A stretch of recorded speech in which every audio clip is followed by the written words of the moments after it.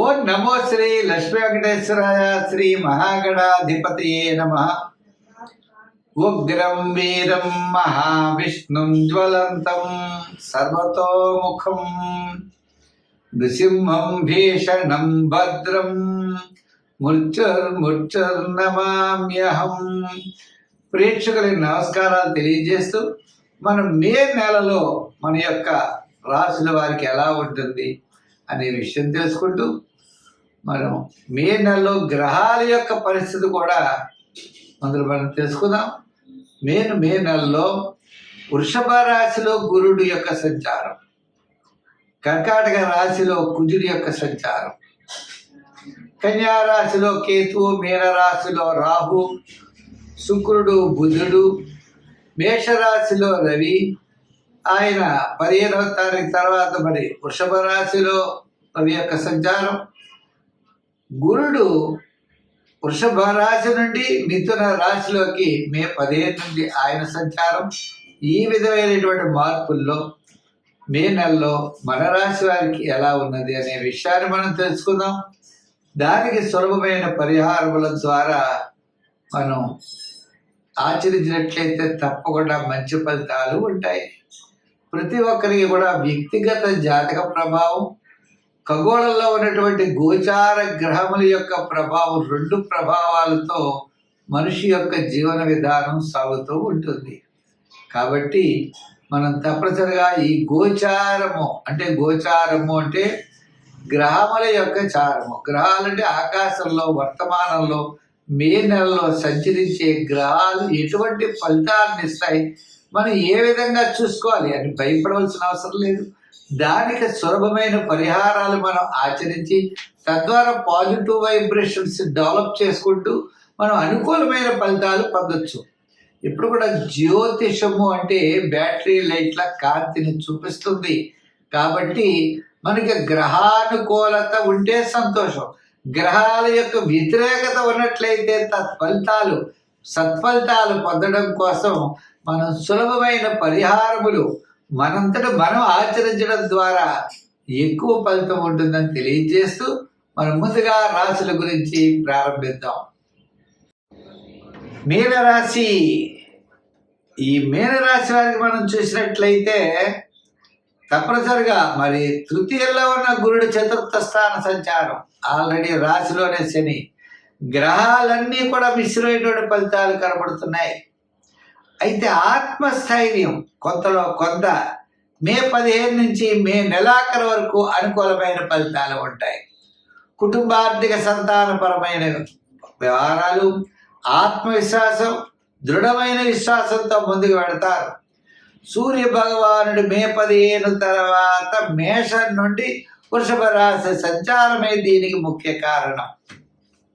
మిగిలిన గ్రహాలన్నీ కూడా చాలా అనుకూలంగా ఉన్నాయి. పంచమంలో కుజుడు, మరి సప్తమంలో కేతువు, జన్మంలోనే రాహు, శని, వీళ్ళంతా. అందుచేత ఏ పని చేసినా చాలా నిదానముగా చేయాలి. ఉద్యోగస్తులు ఉన్నారనుకోండి, అధికారులతో జాగ్రత్తలు తీసుకోవాలి.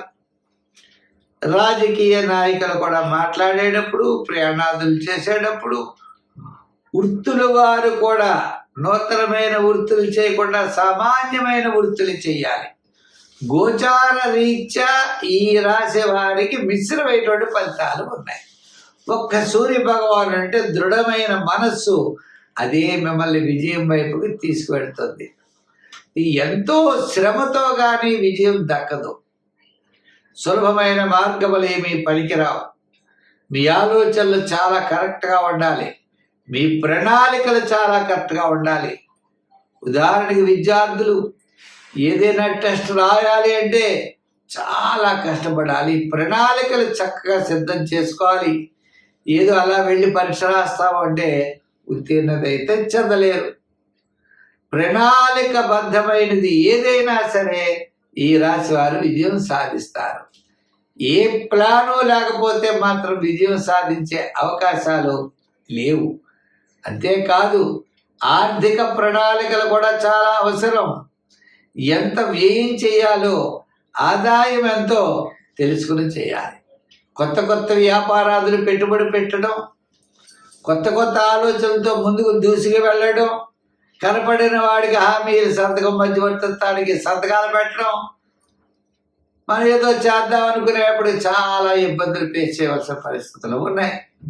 అయితే మరి ఈ గ్రహాలన్నీ ఇలా ఉన్నప్పుడు మనం ఏ విధమైన అనుకూలమైన ఫలితాలు పొందగలం, ప్రమాదాల నుండి మనం ఎలా తప్పించుకోగలం, మన అభివృద్ధి వైపు ఎలా వెళ్ళగలం అన్నట్లయితే సంఖ్యల్లో 3 రంగుల్లో గోల్డ్ కలర్ వాడటం, ఆరాధనలో నవగ్రహ ఆరాధన, నవగ్రహ ప్రదక్షిణ చేయడం, నవధాన్యాల్ని నవగ్రహాల దగ్గర ఉంచడం, అవకాశం ఉన్నట్లయితే శని భగవానుడికి ప్రీతికరమైన తిలలు దానం చేయడం, సమీపంలో ఉన్న దేవాలయాలు ఉన్నట్లయితే అక్కడికి వెళ్ళి శనికి మీరు నూనె ఇవ్వడం, ఇటువంటి చేయడం ద్వారా విశేషమైనటువంటి ఫలితాలు మీరు పొందగలుగుతారు. స్వస్తి. మేషరాశి. ఈ మేషరాశి వారికి మే నెలలో ఎలా ఉన్నది అంటే మనం చూసినట్లయితే జన్మంలో రవి, 15 తర్వాత ద్వితీయంలో, వ్యయంలోనే చాలా గ్రహాలు. గురుడు ఒక్కడు మే 15 వరకు అనుకూలం. మే 15 తర్వాత గురుడు కూడా ప్రతికూల పరిస్థితుల్లో ఉండడం ద్వారా ముఖ్యమైన వ్యవహారాలు ఎదురవనట్లయితే మే 15 లోపల మనం పూజ చేయగలుగుతాం. మే 15 నుండి మే నెలాఖరు వరకు కాస్త ఇబ్బందులుగా ఉంటాయి. ప్రతి పని ఆలోచన ఎక్కువగా ఉంటాయి, స్థిమితం తక్కువగా ఉంటుంది. ఇటువంటి పరిస్థితుల్లో మనం గ్రహాల యొక్క ఫలితాలు మిశ్రమంగా ఉన్నాయి కాబట్టి, అంటే మొదటి భాగం అనుకూలత, తర్వాత భాగం వ్యతిరేకత ఉన్నది. అత్యంత ముఖ్యమైన వ్యవహారాలు ఉంటే మనం 15 లోపల చేయడం చాలా మంచిది. అంటే క్రయ విక్రయాలు అవ్వచ్చు, ఏదైనా కొనాలి అమ్మాలి అన్నా, నూతనమైనటువంటి పెట్టుబడులు పెట్టాలన్నా, ఇవన్నీ కూడా మాసంలో పూర్వభాగం అనుకూలంగా ఉన్నది. ఈ రాశి వారికి ముఖ్యంగా శని ప్రభావం వల్ల, వ్యయంలో చాలా గ్రహాలు ఉండడం వల్ల, గురుడు కూడా తృతీయ స్థాన సంచారం వల్ల సామాన్యమైన స్థితిని కొనసాగించాలి తప్ప విశేషమైన స్థితిని మనం పోకూడదు. ఉదాహరణకి మనం ఏదో చేద్దాం అనేటువంటి ఆలోచనలు పెట్టుకోకూడదు. ఉన్నదాన్ని చేస్తూ కొంతకాలం తప్పనిసరిగా పరిస్థితుల్ని అవగాహన చేసుకుని తదుపరి నిర్ణయాలు తీసుకోవాలి. లేదంటే నష్టపోయే అవకాశాలు కనపడుతున్నాయి. ఈ రాశి వారికి శని ప్రభావం ఉంటుంది, గురు దోషం కూడా ఉంటుంది. కుటుంబార్థిక సంతానపరమైన వ్యవహారాలు చాలా చికాకుగా కనపడతాయి. మనం ఎంత శ్రమపడ్డా గుర్తించరు. బంధువులకు మనం ఎంత చెయ్యి ఇంకా చేయలేదంటారు.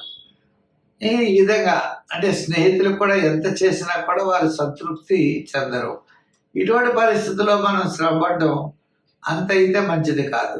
ఇప్పుడు వ్యాపారం చేస్తూ నూతన వ్యాపారాలు చేయాలని పెట్టుబడి పెట్టడం, ఆ విధంగా అంటే వ్యాపారం అవ్వచ్చు, మరి వృత్తుల్లో అవ్వచ్చు, ఏదైనా సరే నూతనమైన విషయాలను కొంతకాలం వాయిదా వేయడం చాలా మంచిది.